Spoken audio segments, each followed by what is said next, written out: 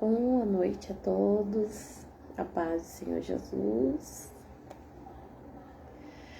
Bom, mais uma vez nós estamos começando o culto aqui da minha casa, para a casa de cada um de vocês. Os cultos de segunda-feira são transmitidos através da igreja, né? Porque conforme a bispa mora lá, então fica mais fácil para ela, né? Tá participando, porque de lá da casa da bispa até aqui um pouquinho pode não chegar dentro do horário e separado numa blitz. Bom, eu quero já pedir desculpas, porque vocês vão ouvir barulho de cachorro do vizinho, de crianças correndo lá fora, porque as crianças estão aproveitando as férias e estão correndo lá fora, brincando, os vizinhos. Então, eu já vou pedindo desculpa, porque tem crianças brincando, né? Então, às vezes, a criança fala umas bobagens, né? A alegria da criança é boa, mas tem algumas crianças que falam palavras meio, né? Espero que não aconteça. E meu cachorrinho, que vai ficar pulando quando vê alguma criança pra lá. Então, não se assustem aqui na janela, que ele pode dar um pulo. Então, eu vou pedindo desculpa desde já. Se ele latir, o do vizinho late. Aí ele fica calminho, tranquilo, tá aqui comigo. Eu acho que ele gosta mesmo de estar muito junto, próximo de mim. E é muito bom. Bom, a palavra de hoje, ela vai ser transmitida de Isaías 38, né? A partir do verso 10. E essa palavra é muito boa. E eu quero trazer aqui hoje, nessa noite, para uma boa reflexão das nossas vidas, tá bem? Antes disso, vamos orar ao Senhor. Senhor, eu sou grata, Pai, por tudo que o Senhor tem me dado na minha vida. Obrigado, Pai, por estar aqui reunida com meus amados irmãos, da minha casa para a casa de cada um. Eu te agradeço essa possibilidade de estar aqui transmitindo a Tua palavra, mais um culto, mais um dia. Eu agradeço do fundo do meu coração por tudo que o Senhor tem feito por mim, por todas as vezes a qual o Senhor tem cooperado, tem nos entregue, Pai. Que o Senhor venha nos abençoar, que venha abençoar cada lar, Pai, de cada um agora. Que o Senhor abençoe o bairro onde eu moro, o bairro de cada um que mora, a nossa igreja. Ó Deus, que o Teu Espírito Santo abençoe o nosso país, que estava, Pai, realmente, felizmente, passando por mais um processo difícil, como a bispa falou. O Senhor já tinha falado que a gente ainda continuar nesse processo, essa dificuldade. Que a vacina venha logo para cada um, né? Para que nós possamos, ó Senhor, estar celebrando a Tua palavra na igreja. Para que nós possamos estar vivendo cada dia mais, te louvando, te agradecendo sempre. Ó Pai, mesmo no meio da tribulação, a gente também tem que te louvar, te agradecer, e eu te louvo, porque nós passamos e o Senhor tem andado conosco, Senhor. Peço perdão, Pai, pelas minhas falhas, pelos meus pecados, e peço a Tua misericórdia na vida de cada um, ó Pai. E aqueles que perderam seus entes queridos, que estão sofrendo muito, Senhor. Ó Pai, que a gente não tem nem palavras nessa hora para poder dizer, o que falar, porque a pessoa sofre uma dor muito grande, mas o Senhor conhece a dor, sabe, do coração do Teu filho. Então, o que nós pedimos é que o Senhor possa confortar os corações e aqueles que estiverem em hospitais, em algum lugar, clamando por Ti, que o Senhor envie a Tua cura, a Tua graça, a Tua misericórdia, em nome de Jesus Cristo. Amém. Então, hoje a palavra vem falar sobre Ezequias, tá? Antes de começar a ler, vamos explicar o que acontece. Ezequias é um rei, e na época desse rei existia o profeta Isaías. E Ezequias está muito doente, E Isaías vem trazer a palavra que Deus havia falado para ele, de que ele ia partir, que ele não ia sarar dessa doença, que ele ia morrer. Que era para ele colocar a casa em ordem, né? A casa em ordem a gente tem que colocar todos os dias. Não falando de organização da casa, né? Apesar que casa organizada é bom. Mas eu falo que colocar a casa em ordem é ensinar os filhos o caminho que ele deve andar, como que deve fazer, quem será o próximo rei, e ensinar os caminhos do Senhor para esse sucessor, enfim, tudo isso é necessário. Só que quando Isaías vai embora, Ezequias ele vira para o canto da parede e ali ele começa a orar a Deus, porque ele não tem condições de sentar, ele não tem condições de ajoelhar, ele não tem condições de... Mas ele vira o seu rosto para a parede, ele vira o rosto para a parede e ali ele começa a clamar ao Senhor. Ali ele começa a pedir a Deus em oração. E em uma das palavras, ele começa a pedir a misericórdia do Senhor. E nesse versículo 10 ele diz assim: no vigor da minha vida tenho que passar pelas portas da sepultura e ser roubado do restante dos meus anos. Eu disse, no vigor da minha vida tenho que passar pelas portas da sepultura e ser roubado do restante dos meus anos. Eu disse, não tornarei a ver o Senhor na terra dos viventes. Não olharei mais para a humanidade, nem estarei mais com os que agora habitam neste mundo. A minha casa foi derrubada e tirada de mim como fosse uma tenda de pastor. A minha vida foi enovelada como faz o tecelão. E ele me cortou como um pedaço de tecido. Dia e noite foi acabando comigo. Esperei pacientemente até o alvorecer, mas como um leão ele quebrou todos os meus ossos, dias e noite foi acabando comigo. Gritei como um andorinhão, como um tordo. Gemi como uma pomba chorosa, olhando para os céus, enfraquecer os meus olhos. Estou aflito ao Senhor.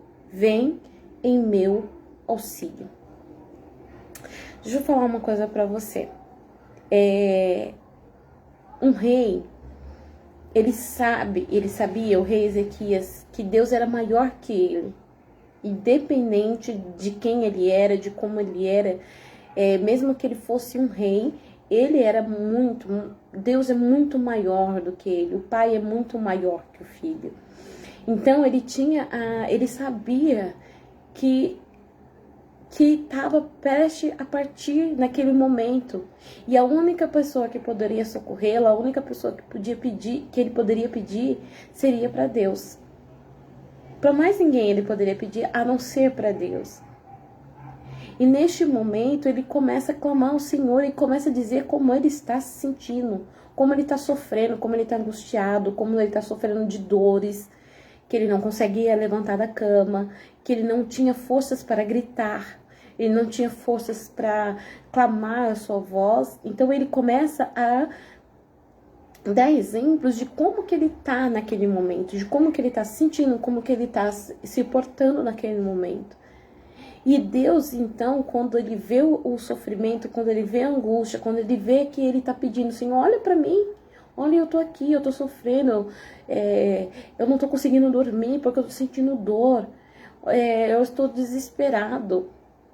Muitas das vezes a gente esquece de fazer algumas orações com Deus e clamar ao Senhor e dizer realmente, Senhor, eu tô sofrendo, eu tô angustiado, eu tô passando por esse sofrimento agora neste momento. Ezequias, ele estava passando por um momento que ele sabia que ele ia partir e que a palavra que foi dada pelo profeta seria cumprida. Ele tinha certeza disso.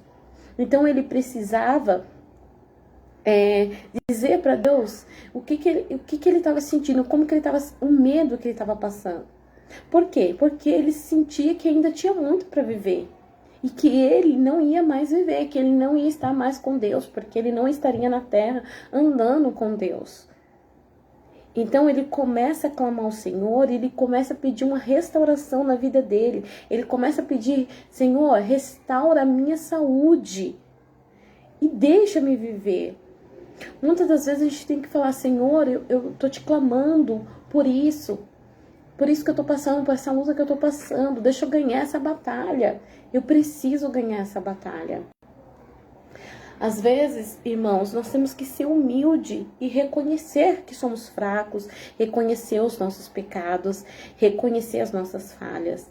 que é muito difícil. Às vezes a gente não reconhece que falha, que erra. Às vezes a gente acha que não tem nenhum tipo de defeito, o contrário. Nós somos pecadores, nós somos cheios de defeito. Eu tenho defeito, às vezes eu faço coisas, erro, sem querer estar errando. Às vezes eu acho que estou acertando e estou errando. Mas nós temos que aprender e reconhecer os nossos erros. Então, quando ele clama a Deus, quando ele pede ao Senhor, ele fala que está no vigor da vida dele. Ele está muito doente, ele está debilitado. Mas ele tem certeza de que ele está no vigor da vida dele, ou seja, ele é jovem ainda. Eu preciso, ainda quero viver. E muitas das vezes, quantas pessoas por aí estão tão deprimidas, tão chateadas, que querem tirar a sua vida. E em vez de orar, pedir para Deus que você quer partir, porque você não sabe para onde vai, em primeiro lugar. Você está pedindo a Deus para partir. E nós temos um trabalhar de Deus aqui na terra. Se Deus falar, não, é chegada a hora, glória a Deus, vamos para a casa do Pai, vamos viver com o Senhor Jesus, glória a Deus, vamos para o seio de Abraão. Mas se você pede, em vez de pedir isso, não, você tem que pedir e falar, Senhor, me dá sabedoria para colocar minha casa em ordem, para colocar minha vida em ordem, porque eu preciso trabalhar, porque eu preciso viver, porque eu preciso ajudar minha família, meus filhos, meu esposo, minha esposa, minha mãe, meu pai, meus irmãos, meus sobrinhos, enfim. Eu preciso e quero, ou se eu não tenho, mas eu quero viver e ter essa promessa. Então ele começa a pedir ao Senhor, ele tá tão desesperado que eles têm a certeza de que a casa dele tá toda derrubada. E ele tem pouco tempo para arrumar essa casa dele. Muitas das vezes nós estamos vendo a nossa casa derrubada, muitas das vezes a gente está vendo que nossa vida não está indo para o caminho certo. Só que acaba o ser humano colocando de lado, colocando de mão. Mais tarde eu arrumo meu casamento. Mais tarde, mais pra frente, eu ensino meu filho o caminho que deve andar. Mais pra frente, eu vou servir o Senhor. E a gente não sabe o dia nem a hora que nós vamos partir. Eu posso dizer assim, amanhã eu vou restaurar o meu casamento. E amanhã pode ser muito tarde. Você tem que começar agora. Você tem que clamar a Deus agora. Você tem que pedir a Deus agora. Você tem que começar agora. E agora, é o agora que a gente tem que começar a restaurar. É agora que a gente tem que pedir perdão. É agora que a gente tem que beijar, abraçar, fazer um carinho. É agora que você tem que restaurar a sua vida, né? Que a gente pensa assim, eu vou restaurar dessa forma. Olha aqui, você tem que se consertar. Você gosta que aponta o dedo pra você, grita com você e fala assim, você é errada, é isso, isso, isso. Não, ninguém gosta. Mas a gente gosta que alguém chega assim, olha, Su, você tem uns pontos fortes, que são bons, que, nossa, você fala bem, você... Não, eu não falo muito bem não, mas eu sou um exemplo, tá?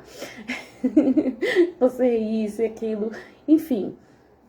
Começa a dar uns elogios pra depois, começa a falar as qualidades depois, mas uns aspectos você precisa melhorar, e eu tenho certeza que você melhorando, você, nossa, vai se dar super bem com isso. Então, é essas restaurações que a gente tem que fazer, né? E eu também tô aprendendo. Hoje, Deus tá me ensinando a como educar meus filhos. Hoje, Deus tá me ensinando a como devorar. A gente deve clamar ao Senhor. E olha só, Ezequias, ele estava deitado em cima da sua cama.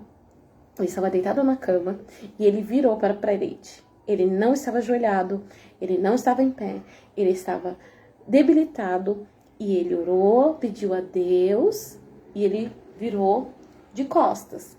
Enfim, virou seu rosto para a parede, uma forma de se humilhar, virando para a parede. E sabe o que acontece? Acontece que Deus, ele olha e fala assim, olha para Ezequias, olha o clamor dele, ouve a oração dele. Ele está ouvindo, está vendo que o seu filho não tem condições de levantar. O seu filho não tem condições, mas ele se humilha e ele não importa como você está.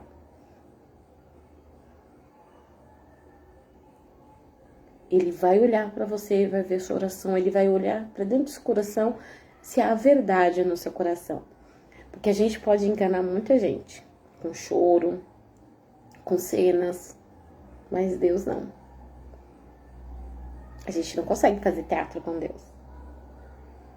Ele conhece os nossos sentimentos, ele conhece, ele sabe se a gente realmente está pedindo perdão, de verdade, ou só por pedir. Ele sabe se a gente realmente está louvando de todo o coração, ou só por louvar, ou se mostrar, ou se... Eu acredito que vocês possam estar me entendendo o que eu quero dizer. A oração, ela tem que vir do fundo do coração, com sentimento de verdade, com sentimento de desejo de que ser ouvido. E Ezequias, ele tinha esse desejo, tanto que o Senhor salva Ezequias. Então, Deus fala com Isaías e pede para Isaías, lá no verso 21, né? Isaías dissera: aplique um emplasto de figos no furúnculo e ele se recuperará. Ezequias tinha perguntado: qual será o sinal de que subirei ao templo do Senhor? Ele começa a falar, né? Ou seja, ele está melhorando. Ele quer ir agora adorar a Deus, quer agradecer a Deus, porque Deus ouviu a oração. Irmãos, muitas das vezes a gente pensa assim: eu tô com um problema, eu vou resolver esse problema, quero resolver esse problema. E aí você começa a tentar resolver o problema, tentar resolver dali, resolve daqui, e não dá certo. E aí, quando nada dá certo, você pega e você fala assim: a única coisa que me resta é orar. Essa era a primeira coisa que você deveria fazer. É orar. É pedir a Deus. É clamar ao Senhor. Para Deus trabalhar na sua vida. Você sabia que, às vezes, até quando você vai levar o seu carro no mecânico, antes de levar, que Deus vai ligar o seu carro, não tô dizendo isso, mas tô dizendo que até mesmo. Por quê? Para que você não seja enganado. Para que Deus prepare até... Quando a gente vai no médico, a gente ora: Senhor, prepara o médico. Vai a tua mão à frente, vai o teu anjo à frente. Porque quando eu chegar no médico, o Senhor já vai estar na minha frente. Para sua saúde, pro seu clamor, você sempre tem que levantar um clamor, até mesmo quando você vai trabalhar, pedir para Deus sabedoria e entendimento, né? A gente tem que trabalhar dessa forma, pedir, falar: Senhor, eis-me aqui, eu estou aqui, me dá sabedoria, me dá entendimento, me ajuda, Pai. Eu tô numa causa, eu preciso de uma causa, resolver um problema, uma causa, e eu preciso de Ti. Senhor, eu tô sofrendo, eu tô angustiado, eu tô muito para baixo. Senhor, me ajuda. Me prepara. Me prepara alguém para conversar. Um psiquiatra, psicólogo, um terapeuta, um pastor, a pastora, um missionário. Tudo a gente tem que orar. Né? A gente tem que orar quando acorda de manhã, tá chovendo. Obrigado, Senhor. Né? Porque a gente precisa de chuva. Porque sem chuva o rio não enche. Você não tem como depois beber água. Obrigado, Senhor, pelo sol. Que tem muita vitamina D. Vila pra você. Agradece a Deus. Agradece a Deus por tudo. Peça a Deus sabedoria, entendimento. Agradeça as coisas que você tem. Agradeça como tudo nessa vida é muito bom nessa vida, gente. Não tem coisa melhor é estar com Deus e conversar com Deus. Ele é seu melhor amigo. Porque quando você conversa com Deus, você não sabe se... Você não sabe quando conversa com um homem, perdão. Quando você conversa com uma pessoa, muitas vezes ele pode falar mal de você pelas costas e dizer o quanto você é fraca, quanto você não... Nossa, só fala abobrinha. Mas com Deus não. Quando você conversa com Deus, quando você dialoga com Deus, quando você ora a Deus, Ele fala: olha, minha filha, vou trabalhar, vou ajudar ela. E ela vai vencer. Porque como diz o meu marido, né? A oração, ela é orar e agir. A gente ora, a gente age. Não fica esperando que, né? Deus nos dá sabedoria. Por exemplo, eu quero muito uma casa. Então, eu vou orar a Deus, vou pedir a Deus e vou tentar financiar uma casa. Vou na Caixa, vou no banco, né? Existem vários bancos hoje em dia, né? Porque antigamente era só um banco para casa. A minha casa foi pela Caixa, glória a Deus que eles me ajudaram. Então eu tenho essa casa, eu agradeço a Deus que me ajudou a pagar essa casa, meu apartamento. Então, a gente tem que orar. Eu, antes eu orei, mas eu tava tão angustiada porque eu era muito nova e então tava faltando documento, aí não sei o que, eu pensava que não ia dar certo, aí glória a Deus, deu certo. A Francine falou, não, em nome de Jesus, a gente orou, você vai conseguir. E eu, graças a Deus, eu e meu esposo conseguimos o nosso lar. Então, tudo na vida a gente tem que orar.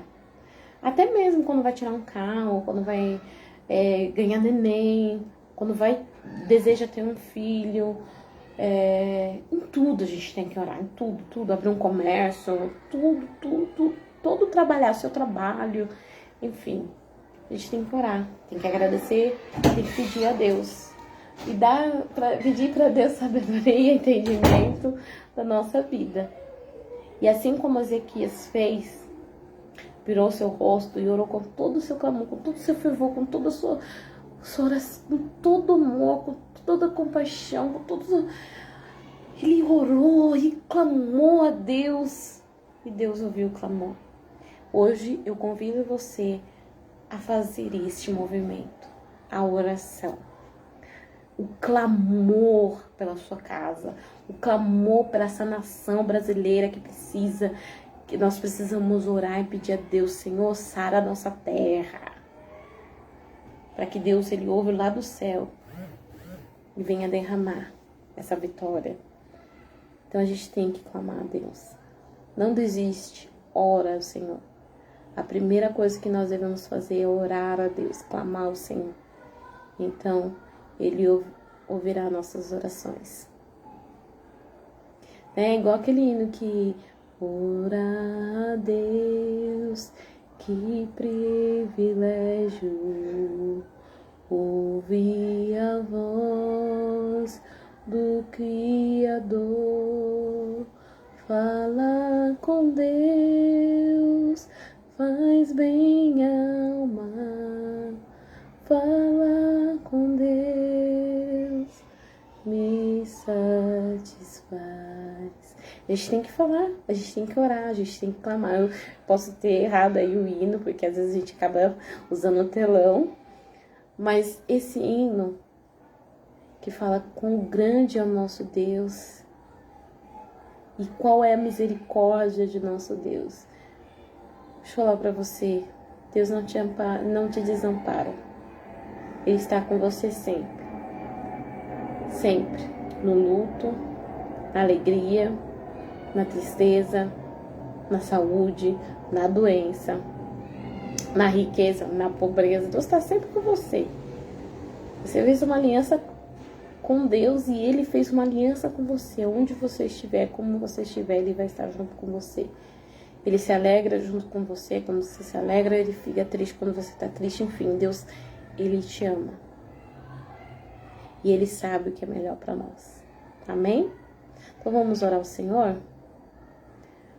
Senhor, obrigado, Senhor, por mais um culto, por mais um dia de que estamos aqui. Nos próximos, prometo que vamos tentar incluir louvores, tentar, cantar. O Senhor sabe que eu não sou muito boa para louvar, mas eu gosto de louvar o Senhor. Mas eu tenho certeza que eu faço com todo o meu carinho, com todo o meu amor. Eu te amo, Jesus.